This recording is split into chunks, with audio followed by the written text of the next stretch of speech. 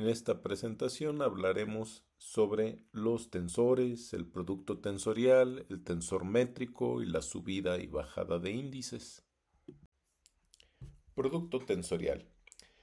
Consideremos un par de vectores contravariantes U y B y un par de vectores covariantes A y B. El producto tensorial de cualesquiera de estos dos objetos, de cualquier par de objetos, pues es un operador bilineal que va a actuar sobre los objetos duales. Lo definimos de la siguiente manera. Por ejemplo, si tenemos el producto tensorial entre dos vectores contravariantes, este producto actúa sobre un par de covectores. Y pues este producto es lineal en cada una de las entradas.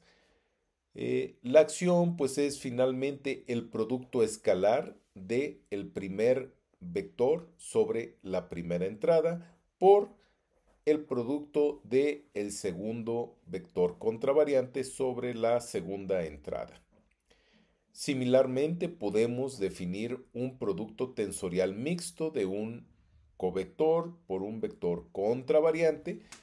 En este caso, el vector el producto tensorial pues va a actuar en la primera entrada sobre un vector contravariante y en la segunda entrada sobre un vector covariante. De la misma forma que antes, pues vamos a tener el producto escalar de A sobre la primera entrada y el producto escalar de U sobre la segunda entrada. Eh, Habitualmente, pues no vamos a considerar al producto tensorial actuando sobre algo, sino lo vamos a considerar sin actuar sobre algún par o algún conjunto de objetos. Podemos generalizar este producto para incluir 3, 4 o más objetos dentro del producto tensorial. El producto tensorial es no conmutativo. Por ejemplo, si tuviéramos aquí el producto de un covector con un vector contravariante, pues esto no sería lo mismo que el producto del vector contravariante por el vector covariante. Recordemos pues que son operadores bilineales que tienen que actuar sobre objetos duales. Bien, pues aquí tenemos el producto tensorial actuando sobre, pues aquí vemos una suma de dos vectores contravariantes y aquí tenemos otro vector contravariante. Pues dado que es un operador bilineal, pues nosotros vamos a encontrar que el escalar C1 puede salir afuera del producto tensorial y la suma que tenemos aquí pues la podemos separar en dos términos. Aquí pues vamos a tener el vector u y por acá pues vamos a tener el vector b y pues vemos que también el escalar C2 sale fuera del producto tensorial. Pues podemos ver el producto tensorial tiene algunas propiedades algebraicas como la asociatividad. Podemos asociar aquí los primeros dos términos o bien podríamos asociar los últimos dos términos en el producto tensorial. Si tenemos el producto tensorial de un covector A por la suma de estos dos vectores contravariantes, pues aquí se satisface la propiedad distributiva, pues vamos a tener A producto tensorial el primer vector contravariante en la suma más el covector A producto tensorial por el segundo vector contravariante en la suma. Esto pues también es válido si tenemos por ejemplo aquí la suma de estos dos covectores, producto tensorial, un vector contravariante, pues igualmente podemos nosotros distribuir el producto y así tenemos A producto tensorial U más B producto tensorial U. El producto tensorial pues nos permite construir tensores de rango más alto. Aquí, por ejemplo, pues si multiplicamos tensorialmente estos dos vectores contravariantes, ambos pues son tensores de rango 1 contravariantes, pues vamos a obtener un tensor de rango 2 contravariante. Desarrollándolo en términos de las componentes, podemos asumir que el vector t pues tiene algunas componentes y pues tiene sus tensores de base. Esto pues sería igual al producto tensorial de el vector u, producto tensorial del vector b. Recordemos los escalares, en este caso estas funciones escalares pueden salir fuera del producto tensorial y podemos reescribir la expresión de esta manera. Y bueno, comparando el lado derecho de la ecuación con el lado izquierdo, pues podemos concluir que las componentes del tensor pues es el producto de estas dos componentes de los vectores. Asimismo, lo que tenemos aquí, el producto de los vectores de la base coordenada, pues quedan en el producto tensorial y forman la base de los tensores contravariantes de rango 2. Aquí tenemos otro ejemplo, es un tensor mixto de rango 3. Vamos a considerar el producto tensorial de dos vectores contravariantes u y b con un covector que hemos escrito aquí con esta b. Pues el vector S, igual que como hicimos antes, pues lo podemos nosotros decir pues que va a tener unas ciertas componentes. Sus tensores de base pues están formados por el producto tensorial de dos vectores contravariantes de base, de redonda mu, de redonda nu, y un covector de base de x sigma en este caso. Pues aquí nosotros sustituimos al vector u, al vector b y al covector b. Y bueno, pues nuevamente las componentes de ese covector y de este vector, al ser funciones escalares, pues pueden salir fuera del producto tensorial. Tenemos entonces aquí la misma base que escribimos para el tensor S, de manera que podemos concluir que las componentes que tenemos aquí pues son las mismas componentes que tenemos acá. Así establecemos esta igualdad. Las componentes y aquí pues los tensores de la base. Dos operaciones importantes que vamos a considerar es la simetrización que hemos escrito aquí. Vemos que estamos colocando los dos índices dentro de estos paréntesis llamados paréntesis de Bach o corchetes de Bach. Y pues la simetrización, cuando tenemos un tensor de rango 2, pues consiste en pues a esta componente pues le vamos a sumar la componente pero con los índices permutados. Y pues vamos a dividir sobre 2 factoriales, es una especie de promedio. Similarmente, pues tenemos otra operación llamada antisimetrización, donde pues si comparamos, pues podemos apreciar que ahora tenemos estos paréntesis cuadrados, estos corchetes, también llamados corchetes de Bach o paréntesis de Bach, y en lugar de tener una suma como en el caso anterior, ahora tenemos una resta.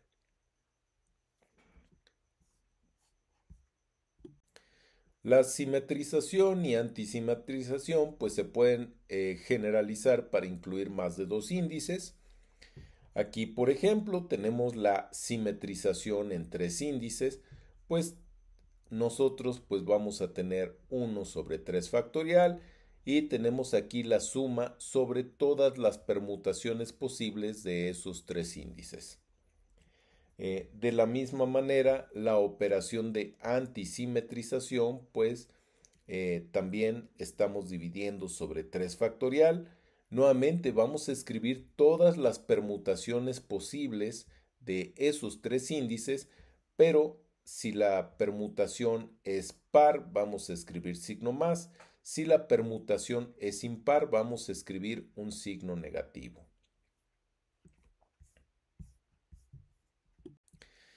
Y por ejemplo, cualquier tensor puede ser separado pues en una parte simétrica y una parte antisimétrica. Esto pues vamos a ver que es de utilidad un poco más adelante. Así como vimos que existían leyes de transformación para los vectores covariantes y vectores contravariantes, pues podemos ver que también existen leyes de transformación para los tensores de rangos más altos. Aquí, por ejemplo, consideramos la ley de transformación para un tensor mixto de rango 2. Tenemos nuestro tensor, aquí están sus componentes y pues el vector contravariante de base y el vector covariante de base. Vemos, pues aquí lo he escrito con rojo y con verde para, pues aplicar como habíamos hecho anteriormente. Para el primer caso la regla de la cadena, para el segundo caso pues vamos a utilizar lo que es el diferencial total. Y bueno, pues nuestro tensor mixto pues debe de tener en su base pues precisamente en la base coordenada primada pues debe de tener también su base de redonda prima mu y de x no. Aquí pues nosotros estamos asumiendo que las coordenadas sin prima pues son funciones de las coordenadas primadas y a su vez las coordenadas primadas son funciones de las coordenadas sin prima. Entonces pues vamos a considerar el primer término en esta igualdad. Aquí pues vamos a escribir la regla de la cadena para la derivada parcial con respecto a x alfa. Podemos ver, pues aquí tenemos precisamente la derivada parcial con respecto a x alfa y x' mu en sumación con x' mu. Esto pues se convierte en d redonda prima mu. Aquí ahora pues vamos con el diferencial. El diferencial de x beta pues es la derivada parcial de x beta respecto de x' nu por el diferencial de x' nu. Podemos, puesto que estas derivadas son escalares, pues pueden salir afuera del producto tensorial. Aquí pues las he reescrito por acá. Las componentes también, esto finalmente pues es ya un producto habitual. Aquí pues el orden de los factores no nos va a alterar el producto en estas funciones escalares. Y pues ahora, dado que ya tenemos la misma base que tenemos escrita por acá, pues tenemos que concluir que las componentes que tenemos aquí con las componentes que tenemos por acá, pues son iguales. Y pues eso nos lleva a la ley de transformación para este tensor mixto de rango 2. Ahora pues vamos a hablar de las componentes del tensor métrico, un tensor que va a ser muy importante para nosotros. El tensor métrico pues es simétrico. Si nosotros cambiamos el orden de los índices, pues nosotros encontramos que satisface que las componentes son iguales con los índices intercambiados. El tensor métrico es no degenerado. Esto significa que si tomamos el determinante de esta matriz, pues este determinante es distinto de cero. Esto pues nos garantiza que exista la matriz inversa. Aquí pues podemos ver que si multiplico las componentes contravariantes por las componentes covariantes, pues nos da la delta de Kronecker. La delta de Kronecker pues es precisamente esta matriz identidad. Entonces, si nosotros conocemos, por ejemplo, la forma covariante, pues simplemente debemos buscar la matriz inversa para encontrar la forma contravariante del tensor métrico. Otra propiedad que tiene el tensor métrico es la propiedad de signatura. Nosotros siempre podemos, al menos localmente, pues reducir al tensor métrico, podemos reducirlo a esta forma diagonal.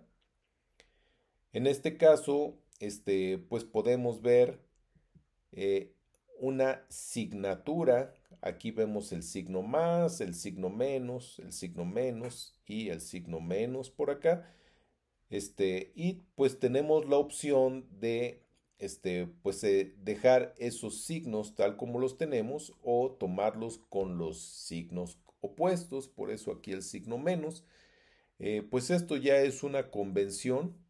Cuando nosotros estamos leyendo un libro de relatividad general o un artículo científico, pues debemos tomar en cuenta cuál convención de signatura es la que se está utilizando. Nosotros pues vamos a trabajar con signo más, que es la asignatura más, menos, menos, menos, de tal manera que pues lo que corresponde al tiempo viene con signo más, lo que corresponde al espacio viene con el signo negativo. El tensor métrico pues es importante para nosotros por muchas razones. Una de ellas es que nos va a permitir subir o bajar índices. Aquí, por ejemplo, pues vamos a considerar un vector covariante A y un tensor de rango 2 contravariante T. Podemos ver que si nosotros multiplicamos a esas componentes covariantes por el tensor métrico en su forma contravariante y establecemos una sumación de estas componentes con el tensor métrico, pues podemos nosotros decir que el índice inferior nu pues va a subir y se va a transformar en mu. Podemos ver esto pues se puede demostrar utilizando la ley de transformación, que efectivamente el nuevo objeto pues se comporta como un vector contravariante. Similarmente, si nosotros tenemos nuestras componentes de este tensor de rango 2 contravariante y supongamos que queremos bajar los índices, pues para cada índice debemos multiplicar por unas componentes del tensor métrico. Así, por ejemplo, si queremos bajar el índice mu, pues vamos a multiplicar por estas componentes. Aquí estamos poniendo en sumación el índice mu. El índice nu igualmente lo vamos a bajar multiplicando por otra componente del tensor métrico. Hacemos la sumación y ponemos aquí el índice tau. Podemos entonces decir que el índice mu va a bajar y se va a transformar en sigma, y similarmente el índice nu va a bajar y se va a transformar en el índice tau, que como vemos acá pues es el segundo índice.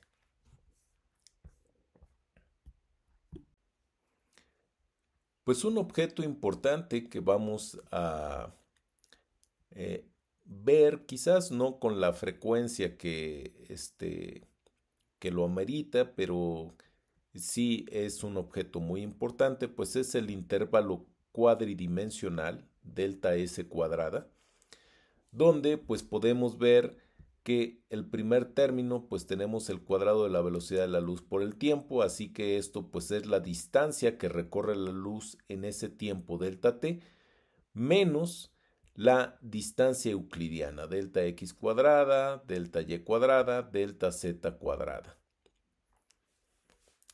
Nosotros pues vamos a omitir la escritura de esta letra C, puesto que pues es frecuente en relatividad general utilizar unidades en las cuales la velocidad de la luz es igual a 1. Pues este intervalo cuadridimensional, pues nosotros podemos adivinar que cuando lo que se está desplazando en el espacio es precisamente la luz, pues encontramos que delta S cuadrada es 0, porque la distancia que recorre la luz, al multiplicar la velocidad por el tiempo, pues debe de ser igual al cuadrado de la distancia euclidiana, que es la distancia entre los dos puntos entre los cuales se está viajando la luz. Pero esto, si nosotros suprimiéramos alguna de las coordenadas, pues notaríamos que esto es la ecuación de un cono de dos mantos como el que podemos ver por acá. Aquí pues hemos suprimido una dimensión espacial. Podemos observar, aquí tenemos la coordenada X, por acá la coordenada Y. Pues esta estructura que tenemos aquí es el llamado cono de la luz, donde pues lo que se encuentra en el interior del cono de la luz inferior pues es lo que corresponde al pasado absoluto respecto al evento que tenemos aquí en el vértice, mientras que lo que se encuentra en la parte interior superior del cono es el futuro absoluto.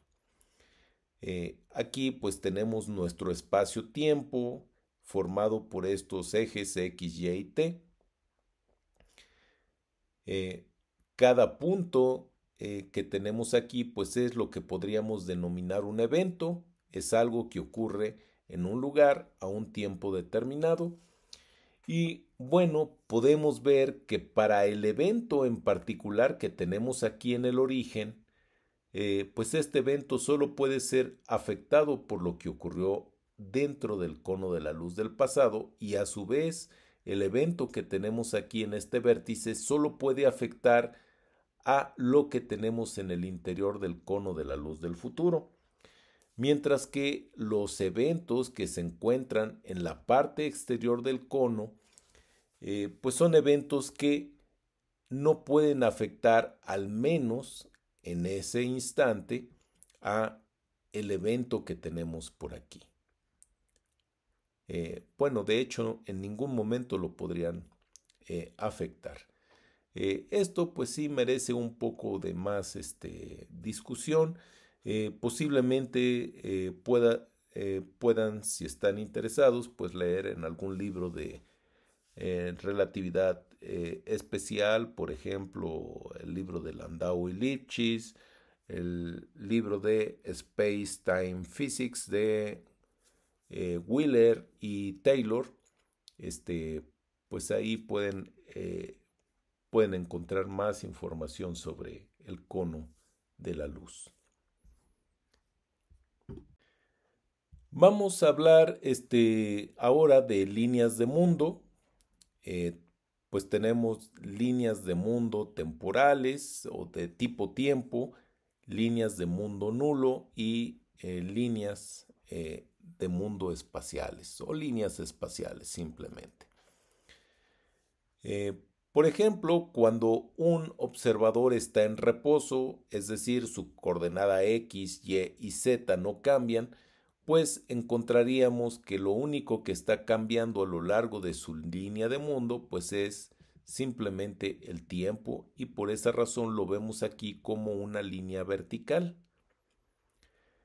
Por otro lado, si tenemos un observador en movimiento donde ahora por ejemplo este observador se está desplazando en la dirección de X, pues nosotros podemos ver que conforme se desplaza en la dirección de X, pues también el tiempo está avanzando, y ahora pues tenemos esta línea en azul que está inclinada.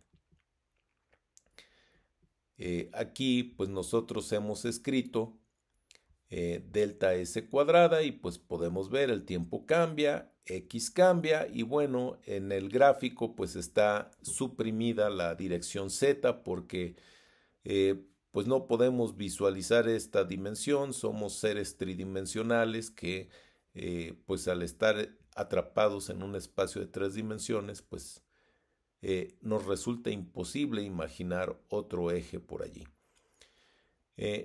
Y finalmente podemos ver en amarillo, pues tenemos aquí un rayo de luz también propagándose en la dirección de X.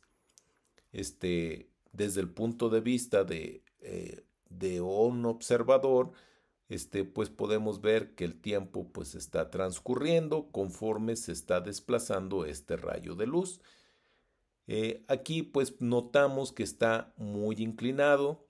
Si nosotros pues tomamos la velocidad de la luz igual a 1, pues esta inclinación pues corresponde a una inclinación de 45 grados, que es la idea que queremos mostrar aquí. Y pues podemos ver, pues esta línea sería una generatriz del cono de la luz.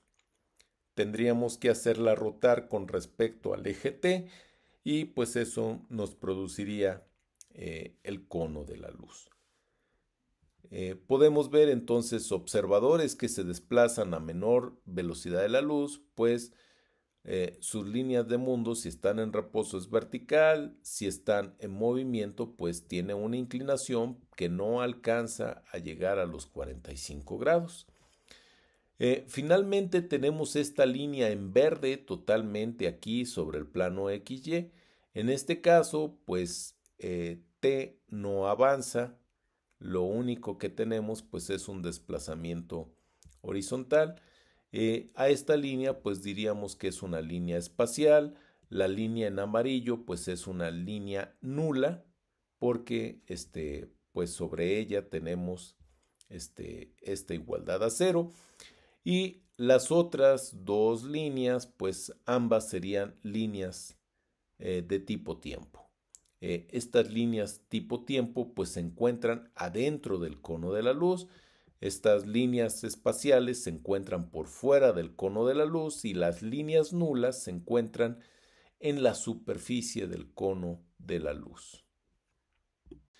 Pues ahora vamos a volver a visitar al producto escalar. Ya habíamos hablado de él anteriormente, pero pues lo habíamos restringido a que se tenía que efectuar entre un vector contravariante y un vector covariante. Aquí ahora podemos nosotros generalizarlo para realizar el producto entre dos vectores del mismo tipo. Por ejemplo, aquí tenemos los vectores u y b, ambos vectores contravariantes, y pues vamos a considerar aquí el tensor métrico covariante.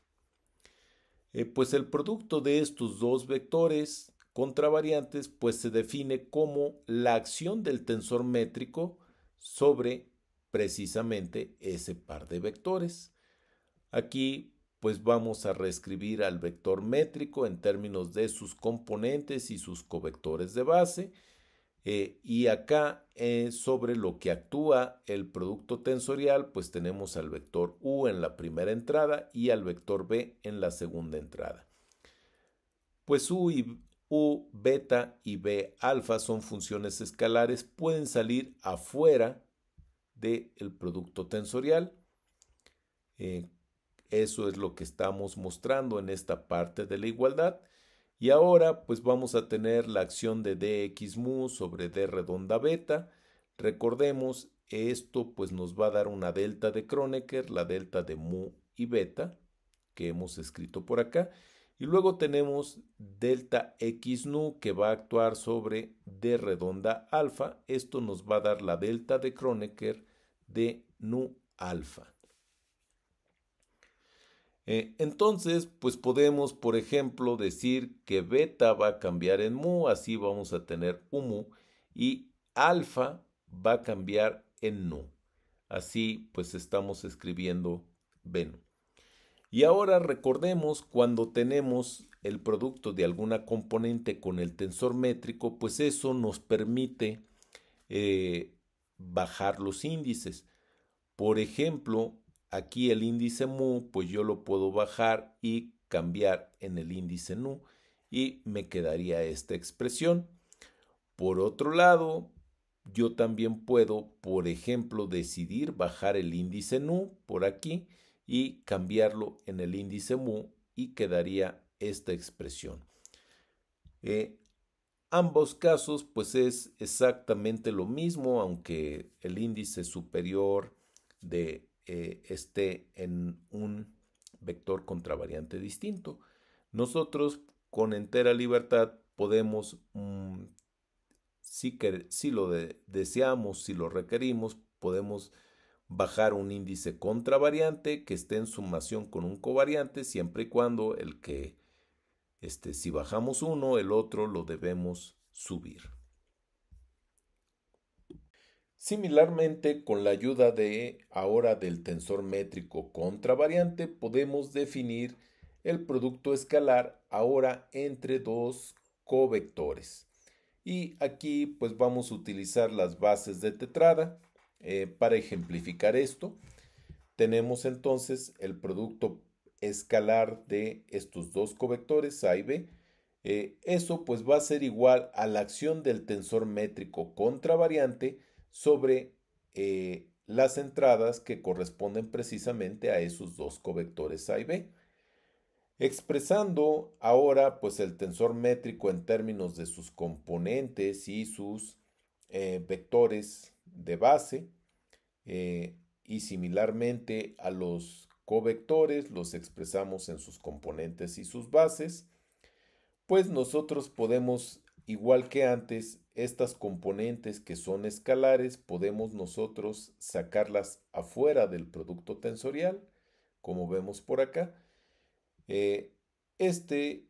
Vector contravariante de base de tetrada pues va a actuar sobre la primera entrada que tenemos aquí, que es teta mu, y pues eso nos va a dar una delta de Kronecker, nos va a dar la delta de Kronecker de mu y de alfa.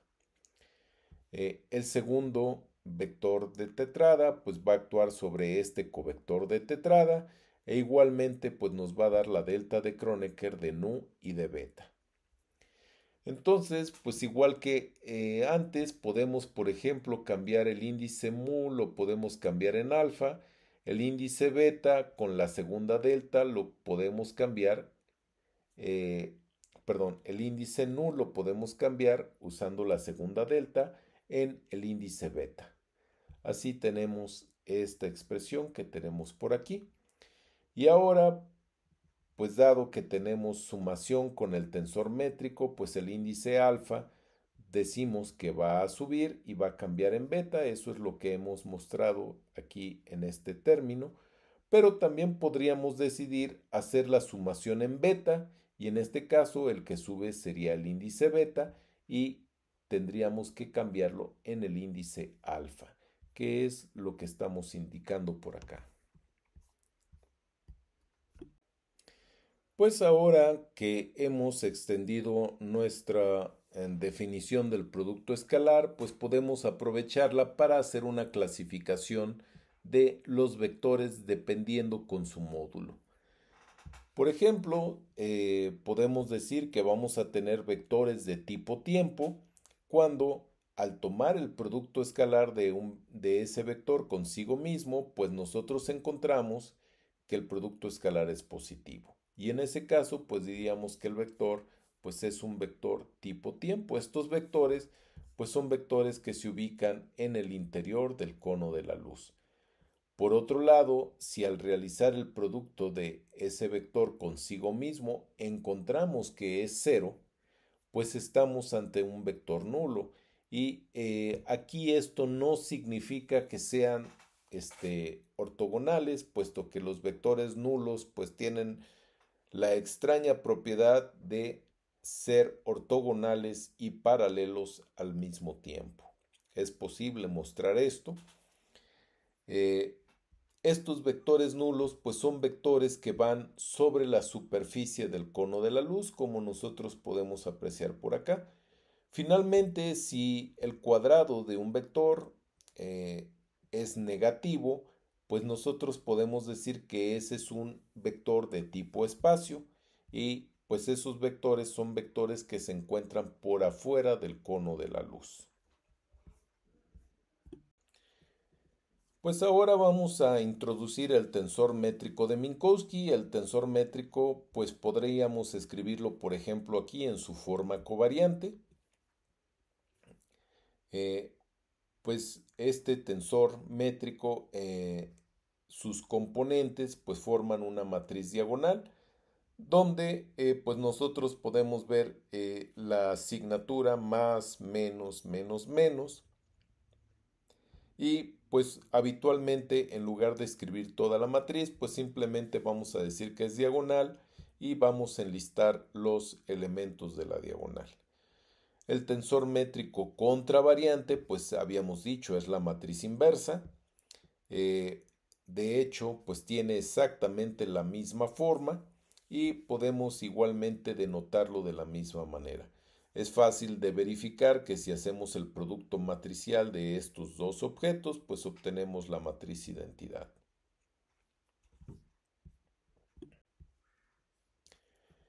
Eh, En la relatividad especial, cuando nosotros utilizamos coordenadas de tipo cartesiano, pues nosotros vemos que el tensor métrico pues es precisamente el tensor métrico de Minkowski. Pues como ya vimos, lo podemos utilizar para calcular los módulos de los vectores, los cuadrados de los módulos. Así, por ejemplo, pues si tomamos el producto del vector b consigo mismo, pues las sumaciones que tenemos aquí, tenemos 4 posibilidades para mu y otras 4 para nu, pues vamos a tener 16 términos en la suma. Aquí tenemos el primer término de la suma y pues aquí el último término de la suma. Pues sabemos el tensor métrico es diagonal, eta 00 es más 1, entonces tendríamos b0 cuadrado. Los términos no diagonales son ceros, así que todos esos términos no diagonales pues se cancelan. El último término, eta 33, pues es menos 1, por eso tenemos aquí el signo menos, que multiplica a la componente b3 al cuadrado.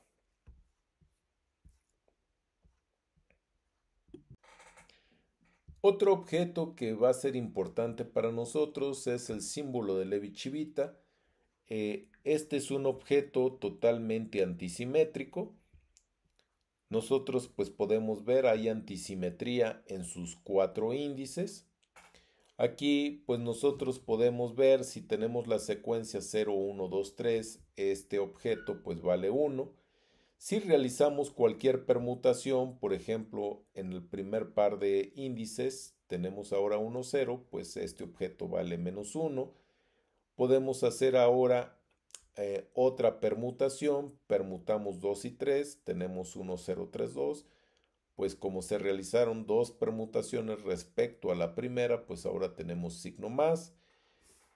Podríamos ahora permutar el 0 y el 3 para tener esta secuencia y pues nuevamente tendríamos el signo menos.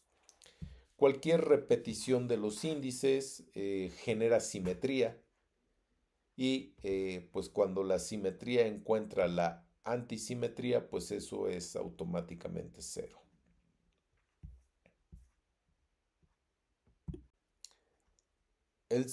Los símbolos de Levi-Civita nos van a servir para construir al tensor de Levi-Civita. El símbolo de Levi-Civita por sí solo pues no es un tensor. El tensor de Levi-Civita, también llamado tensor axial de Levi-Civita, pues es también un objeto totalmente antisimétrico en sus índices. Aquí pues vemos la antisimetrización en los 4 índices. Y pues está definido como la raíz cuadrada del negativo del determinante del tensor métrico por el símbolo de Levi-Civita. La versión contravariante de este objeto pues va a ser menos 1 sobre la raíz de menos g por nuevamente el símbolo de Levi-Civita. Igual que antes, pues si nosotros tenemos vamos a decir si el tensor métrico es el tensor métrico de Minkowski, el determinante de ese tensor es menos 1. Al multiplicar por menos la raíz de g, pues obtenemos signo más. Entonces, para ese caso particular donde tenemos coordenadas de tipo cartesiano y estamos en la relatividad especial, pues podemos ver que el tensor axial de Levi-Civita pues se comporta de forma muy parecida al símbolo de Levi-Civita. ¿Sí? Para permutaciones pares tendríamos 1, para permutaciones impares tendríamos menos 1. Si estamos considerando otro sistema de coordenadas, pues ya no vamos a tener unos o menos unos por acá. Aquí pues sí faltó a lo mejor aclarar en esta diapositiva que pues esto último aquí abajo, estas dos líneas, pues están restringidas a el uso de coordenadas cartesianas en el espacio de Minkowski.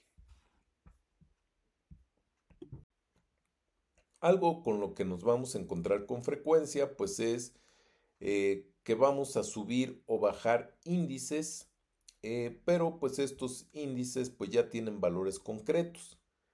Aquí, por ejemplo, pues tenemos estas componentes del tensor de Levi-Civita.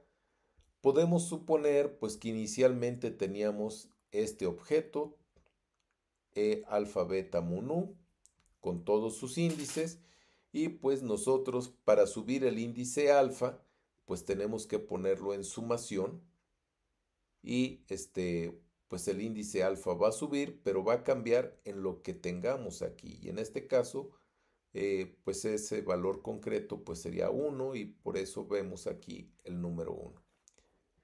Por otro lado, eh, si ponemos sumación con el índice beta, pues va a subir el índice beta, pero va a cambiar aquí en 0, también otro valor concreto. Pero pues es bastante frecuente que cuando estamos utilizando una base de tetrada, pues nosotros pedimos que esta base de tetrada pues sea ortonormal. ¿Qué significa eso?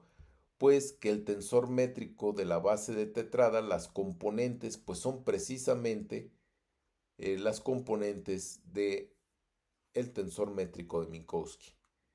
Y puesto que este es un tensor diagonal, pues una vez que escribimos aquí el número 1, pues alfa no tiene más opción más que tomar también ese valor 1.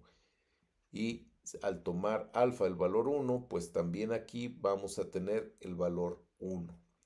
Similarmente, pues dado que el tensor métrico de Minkowski es diagonal, pues si ponemos 0 aquí, pues betas no le queda otra opción más que tomar el valor 0 también por aquí.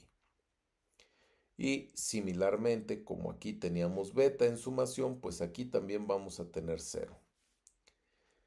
Entonces, pues recordemos, G11 es menos 1, G00 sería 1, entonces podemos establecer esta relación que tenemos por aquí. Podemos entonces pues ver que los índices se comportan de la siguiente manera. Si yo, por ejemplo, este índice 1, que es un índice espacial, lo bajo, pues habría un cambio de signo, mientras que 0 es un índice de tipo tiempo, al bajarlo, pues no hay cambio de signo y podemos escribir aquí un signo menos. Usualmente, pues vamos a hacer esto sin escribir las componentes de el tensor métrico como lo hicimos por aquí. Simplemente pues vamos a bajar índices y pues vamos a cambiar los signos. Obviamente pues uno debe de entender que está implícito el uso del tensor métrico cuando subimos o bajamos alguna componente. Bien, igualmente aquí tenemos un segundo ejemplo. Tenemos nuevamente nuestro tensor axial de Levi-Civita covariante. Vamos a subir el índice alfa y lo vamos a cambiar en 1. Y similarmente el índice beta lo vamos a subir y también lo vamos a cambiar en 2. Pero pues debido a lo que comentábamos que este es un tensor diagonal, si yo pongo un 1 aquí, pues necesariamente el otro índice tiene que ser 1, o mejor dicho, en esa sumación el único término que nos va a dar contribución pues es cuando alfa tome precisamente ese valor 1. De lo contrario tendríamos 0. Y al poner alfa igual a 1, pues colocamos también un 1 por acá. Similarmente, cuando estamos haciendo la sumación beta, el único término de esa suma que no se nos va a hacer 0, pues es cuando beta valga precisamente 2. Entonces, pues tenemos que poner un 2 por aquí y similarmente pondríamos un número 2 por acá. Ahora, pues recordemos, G11 es menos 1 y G22 también es menos 1, entonces aquí tendríamos un signo positivo. Y pues ahora podemos ver que si vamos a subir el 1, pues hay un cambio de signo. Si vamos a subir el 2, pues habría otro cambio de signo. Como fueron dos cambios de signo, pues podemos ver que estos dos términos pues son iguales. De la misma manera, podemos nosotros decir que podemos bajar el 1 cambiando el signo una vez, luego bajamos el 2, volvemos a cambiar el signo y pues obtendríamos lo que tenemos de este lado. Pues eso es eh, pues cómo subimos y bajamos índices tomando en cuenta que los índices pues son espaciales o temporales. Y bueno, pues nomás aquí recalcar que esto es válido solamente si la tetrada que estamos utilizando es ortonormal, es decir, que las componentes del tensor métrico en la base de tetrada coinciden con las componentes del tensor métrico de Minkowski. Bien, aquí tenemos un último ejemplo. Nuevamente, pues lo que vamos a hacer ahora pues es subir tres índices, alfa, beta y gamma. Para esto pues vamos a utilizar tres componentes del tensor métrico y en acuerdo con lo que hicimos previamente, pues debido a que este es un objeto, es una matriz diagonal, pues alfa va a tomar el valor 1, beta va a tomar el valor 2 y gamma va a tomar el valor 0. Sabemos que G11 es menos 1, G22 también es menos 1, G00 es más 1. Entonces, pues aquí nosotros vamos a tener E1, 2, 0 y el índice nu. En este caso, pues nosotros podemos ver, si decimos que vamos a bajar estos tres índices, pues hay dos índices espaciales que bajan, son dos cambios de signo. Tenemos un índice temporal que baja, entonces eh, ahí no hay cambio de signo y por eso pues obtenemos aquí un signo positivo. Y bueno, también algo más que podríamos hacer, dado que este objeto es antisimétrico en todos sus índices, pues podemos realizar dos permutaciones para enviar 0 al principio y pues obtener este objeto que tenemos por aquí. Pues estas son operaciones algebraicas que pues vamos a estar utilizando en el futuro inmediato, ya que estemos hablando de pues los marcos de referencia asociados al tensor del campo electromagnético, pues vamos a estar utilizando precisamente esto. Bien, bien, pues con esto concluyo esta presentación. Ojalá sea de utilidad.